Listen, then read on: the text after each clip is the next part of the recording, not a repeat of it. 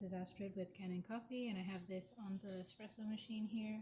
So it came in for replacement of the solenoid valve, and I found after I replaced it that it also just needed to have the expansion valve replaced. So here's that as well. And then for the tune-up, I replaced the gasket here and the screens. This is the old screen. And then I descaled the machine, or descaled the boiler, I should say. And I backflushed the machine, deep cleaned the steam wand, and just wiped down the entire machine, made sure it's in good shape. So I'm going to pull a shot here just to show you that everything's working.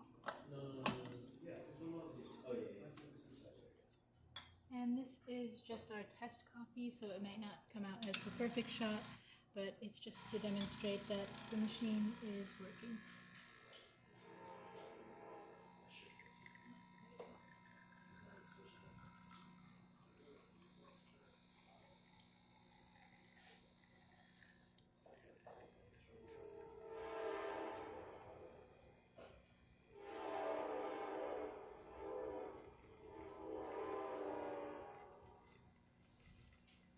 So I'll stop it just right about there.